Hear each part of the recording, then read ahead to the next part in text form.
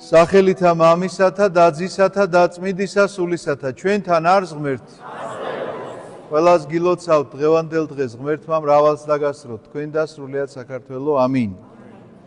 დღევანდელ დღეს დანო და ძმანო სულთმოფენობის დღესასწაული ასე უწოდებთ ჩვენ აი ამ დიდებულ დღეს, როდესაც ეკლესია დაარსდა სრული სისავსით. ეს უნდა ხაზგასმით ითქვას, იმიტომ რომ განა ეკლესია არ არსებობდა. ეკლესია არსებობდა როგორც კი შეიქმნა ადამთან ევა. აი მაშინვე იქ ეკლესია გაჩნდა, რადგანაც ეკლესია ადამიანთა შესაკრებელია და არა რაიმე შენობა ნაგებობა. ჩვენ დღეს ასეთი ასოცირება გვაქვს ძალიან ხშირად. ეკლესიას როდესაც ვახსენებთ, ჩვენს თვალწინ რაღაცნაირად დადგება ტაძარი, რომელშიც ან დავდივართ, ან რომელიც იმ წამს გაგვახსენდება.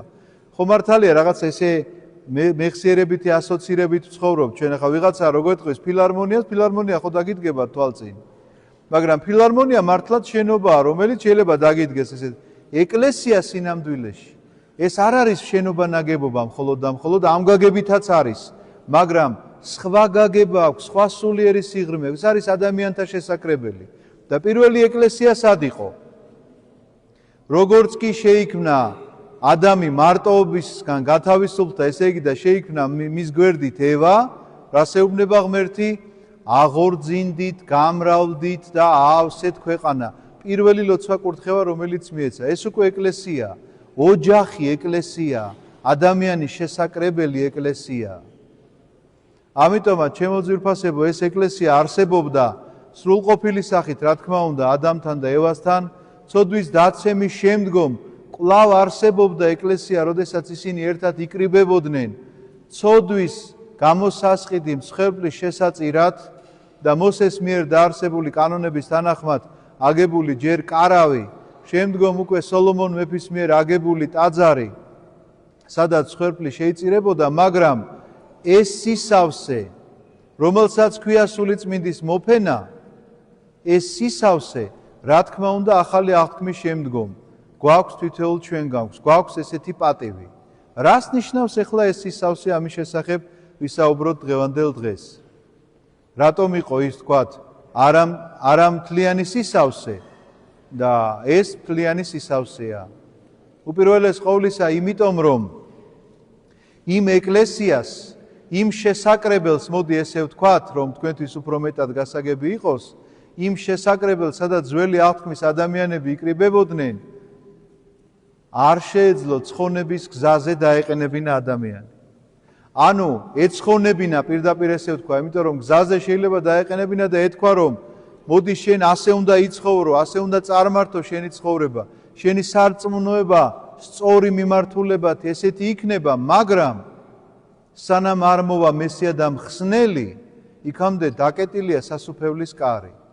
ამიტომაც არ არის სრული სისავსე ძველი აღთქმის ეკლესიაში, რადგანაც მესია და მხსნელის მოლოდინის ეკლესია ძველი აღთქმის ეკლესია და როგორც კი ღმერთი განკაცდა და აღესრულა ეს უდიდესი საიდუმლოება, რომელსაც ქვია გამოხსნის საიდუმლოება, ქრისტეს ჯვარცმისა და აღდგომის საიდუმლოება, ამის შემდგომ უკვე თვითონ მაცხოვარი არიგებს მოციქულებს, რომ მე უნდა წავიდე, რომ მოვიდეს თქვენ და ნუგეშინის მცემელი. ეს ნუგეშინის მცემელი არის გახლავთ სწორედ სული წმინდა.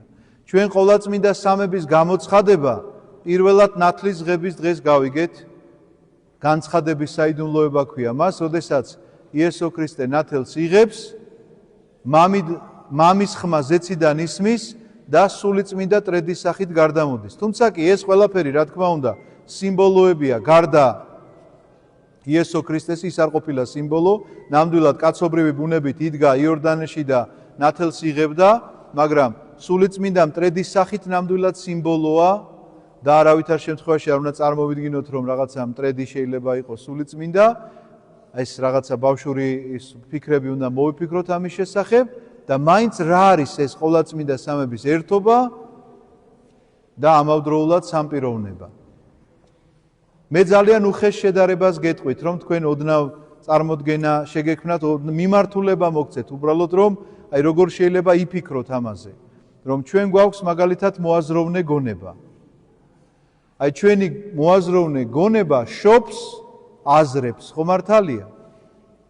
აი ეს შობა, როდესაც ვამბობთ, რომ მამისაგან ძე იშვება, ოღონდ არა ისეთ შობას არ გულისხმობ, როგორი შობითაა, თქვა ჩვენი შვილები იშვებიან და ჩვენ ვიშვით. არა, როდესაც ვამბობთ, რომ მამისაგან ძე იშვება, ეს არის დიდი საიდუმლოება. და არც პირდაპირ მნიშვნელობით არ არის ესე, როგორც ახლა მეგეუბნებით, მაგრამ მიახლოებით რო წარმოიდგინოთ. გონებისგან აზრი იშობა თუ არა? იშობა. და ეს ხომ არ არის ხორციელი შობა? აზრს რაიმე ხორციელი გააჩნია? აზრი, რომელიც შენმა გონებამ შვა, რა თქმა უნდა, ის ხორციელი არ არის. აი ესე შეიძლება წარმოიდგინოთ მამისა და ძის ურთიერთობა, მამის მყოფობა, რომლისგანაც იშობა ძე.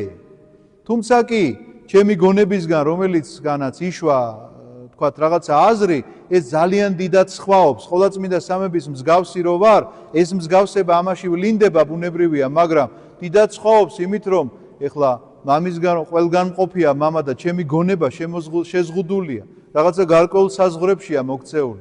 შესაბამისად, მიახლოებითად მე ამას იმიტომ გიყვებით ეხლა, რომ ზუსტად ასე კი არ უნდა წარმოიდგინოთ, უნდა წარმოიდგინოთ, რომ დაახლოებით ასეთი ფორმულირებით შეიძლება ჩვენმა გონებამ ახსნას მამისა და ძის ურთიერთობა. და სულიწმინდის გამომავლობა, ასე ვამბობთ, ეს დოგმატური ღვთისმეტყველების საკითხია, რომ მამა არის უშობელი, ძე არის მამისაგან შობილი და სულიწმინდა მამისაგან გამომავალი. და რას ნიშნავს ეს გამომავლობა? ეხლა რომ წარმოიდგინოთ, აზრი, რომელიც იშვა, ერთია, მაგრამ ამ აზრს რომ გამოვთქვამ, ეს რომ იყოს გამომავლობა. ესეც რა თქმა უნდა გონების მისაახლებლად მოწოდებული აზრია და არავითარ შემთხვევაში პირდაპირ მნიშვნელობა სულიწმინდისა.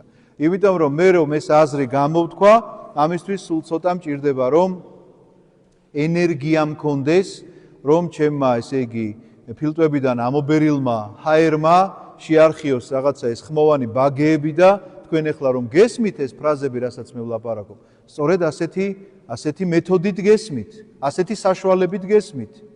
ამიტომაც სულიწმინდის ეს გამომავლობა მამისაგან გახლავთ ის, რომ რაღაცა, ესე იგი, როგორც ჩვენგან თქვათ, გამოვიდა ეს აზრი, მიახლოებითად ესე შეიძლება წარმოვიდგინოთ მეთქი, როგორც უკვე გითხარით. ამიტომაც ძე, რომელიც განხორციელდა და ხორცი შეისხა და გამოხსნის საიდუმლოება აღასრულა, ამის შემდგომ ამბობს, რომ თქვენ უნდა დარჩეთ იერუსალიმში, მოციქულებს ეუბნება, სანამ არ მოვა თქვენზე ნუგეშინის მცემელი. და ეს ნუგეშინის მცემელი დაინახეს 50-ე დღეს, როდესაც ისინი ელოდებოდნენ აი ამ ნუგეშინის მცემელს, ცეცხლოვანი ენების სახით როგორ გარდამოდიოდა მათზე. ესეც რა თქმა უნდა სიმბოლური შედარებაა, არ შეიძლება რომ ცეცხლოვანი რაიმე მატერიალური საერთოდ ღმერთი რომ შეადარო, ეს არ შეიძლება. ეს ჩვენთვის არის წარმოუდგენელი, უბრალოდ რამეზე რომ მსჯელობთ, აუცილებლად მატერიის მიხედვით მსჯელობ. რაღაცაზე რომ ვამბობ, რომ ცივია, ვიცი რა არის ცივი, იმიტომ რომ თქვა რკინა ცივია, ვიცი ხელს რომ მოკიდებ ცივია და აი ასეთი გონებრივი ასოციაციები მაქვს. მაგრამ, როდესაც არემატერიალურზე მსჯელობთ, მაშინ ჩემი გონება იჭედება, იმიტომ რომ მე თვითონ მატერიაში ვცხოვრობ და ძნელი ამ ყველაფრის აღქმა და კარგად გაგება. ამიტომაც სულიწმინდის გარდამოსვლა ცეცხლოვანი ენების სახით არ უნდა წარმოვიდგინოთ, რომ ეს მატერიალური ცეცხლია, არამედ ეს არის ის სულიერი ცეცხლი, რომელიც მოსე მიხილა, როდესაც მაყulis ბუჩქი იწვოდა ცეცხლით, უпростоრად ეკიდა მას ცეცხლი და არ იწვოდა. წარმოგიდგენიათ? ბუჩქს უკიდია ცეცხლი, ხედავს რომ დიდ ცეცხლშია გახვეული რაღაცა მცენარე, მაგრამ არ იწვის.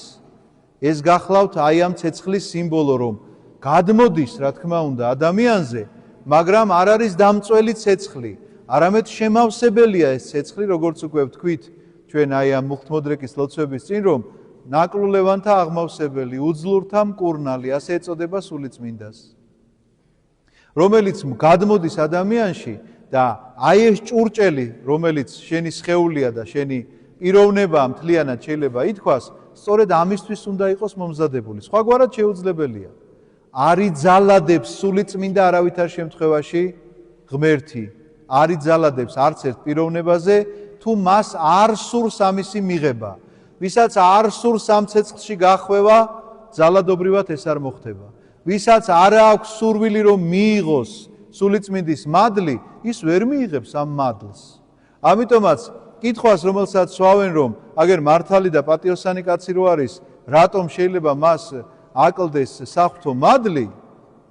მარტივ პასუხს უპასუხებთ, იმიტომ რომ მას არ სურს ეს. განა რაიმე მის პატიოსნებასთან გვაქვს ჩვენ პრეტენზია, განა მის რაღაცაში კეთილსინდისიერებაში და ზნეობრივ სიმაღლეში გვეპარება ეჭვი. არა, უბრალოდ მას რაღაცა არ სურს და ღმერთი მასზე არ ძალადობს. შესაბამისად, ცხონების საკითხიც ასე წყდება, რომ რატომ ვერ ცხონდება, როდესაც მეკითხებიან ადამიანი, რომელმაც იცხოვრა ზნეობრივად ესეთი გამართული პიროვნება იყო და ვიღაცა ცოდვილი, რომელიც ეკლესიაში დადიოდა, ცხონდება. იმიტომ რომ ამ ცოდვილს პირველ რიგში აცნობიერებდა, რომ ცოდვილი იყო და იმიტომ დადიოდა ეკლესიაში. მეორე ის, რომ სურვილი ქონდა და ითხოვდა ამ სულიწმინდის მადლს. და ის ადამიანი, რომელიც მიუხედავად იმისა, რომ ამაზე პატიოსნად იცხოვრა, ამ ეკლესიურ ადამიანზე წესიერად იცხოვრა, არ გამოუთქვამს ასეთი, არ გასჩენია ასეთი სურვილი. ამიტომაც არ იძალადებს სულიწმინდა არავისზე, ვისაც ერთს არ სურს. და ამისი დასტური გახლავთ დღევანდელი სახარება. როგორ იწყებოდა დღევანდელი სახარება? გახსოვთ პირველი ფრაზა. ვისაც წყურია ჩემდამი, მოვიდეს ჩემდა და სვას წყალი და თვითონ გახდება წყარო, მდინარე. რატომ ამბობს ამას, იცით მაცხოვარი? დღესასწაული იყო ძალიან დიდი და ამ დღესასწაულის დასასრულს ასეთი ტრადიცია ჰქონდათ ებრაელებს, რომ სადაც ჰქონდათ საკურთხეველი ძველი აღთქმის ტაძრისა, ცოცხალ ჯაჭვს აკეთებდნენ სამღვდელოების წარმომადგენლები ამ საკურთხევლიდან წყარომდე, რომელსაც მოვლინებულის წყარო ეწოდებოდა სილოამი და იქედან ხაპავდნენ წყალს და ცოცხალი ჯაჭვით გადაეცემოდა ეს წყალი და ასხამდნენ საკურთხეველს. ამას იცით რატო აკეთებდნენ? იმიტომ რომ ძალიან ბევრი, ორი მინიმუმ მაინც ვიცი, ერთი ეზეკიელია და დამავსთა მეორე, არ მწოდნია, რომელიც ამბობს, რომ იერუსალიმი იქნება, გახდება წყარო, საიდანაც მოირწყვება მთელი სამყარო.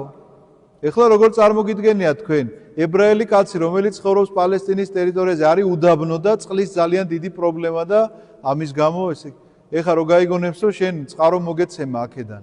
რას ფიქრობს ეს ადამიანი? ძალიან ხშირად ფიქრობს, რომ ეს არის მატერიალური წყალი, რომლითაც ის თავის ბაღებს მორწყავს და დიდ მოსავალს მიიღებს. ასე არ ფიქრობთ ჩვენც? ძალიან ხშირად ღმერთთან მიმართებაში ჩვენი ურთიერთობა შემოიფარგლება რაღაცა მატერიალურით. იმიტომ ვურთიერთობ ღმერთთან, რომ ღმერთი ჩემთვის საშუალებაა და არა მიზანი. და რისი საშუალებაა, იცით? ჩემი სურვილების შესრულების საშუალებაა, რომ მე მინდა ეხლა ეს სურვილი შემისრულდეს, ამიტომ მოვედი, ახლა შემდეგი სურვილი მაქვს. ახლა კიდე იმის შემდგომი სურვილი. ამიტომ ნუ გაგიკვირდებათ, როდესაც ვიტყვით, რომ ებრაელებმა ასე იფიქრეს, რომ ეს წყარო იქნებოდა და სიმბოლურად ამასაც განასახიერებდნენ, რომ ეს მოვლინებულის შემდგომ, ანუ როდესაც მესია მოვიდოდა, აქ ისეთი წყარო ამოხეთქავდა, რომ მათი მიწები მოირწყვებოდა მთლიანად. ასეთი წარმოდგენის გამო გამოდის მაცხოვარი ამ დღესასწაულის დასასრულს, ასე იწყებოდა სახარება. დასრულდა დღესასწაული და ამბობს, მე ვარ წყარო ცხოვრებისა.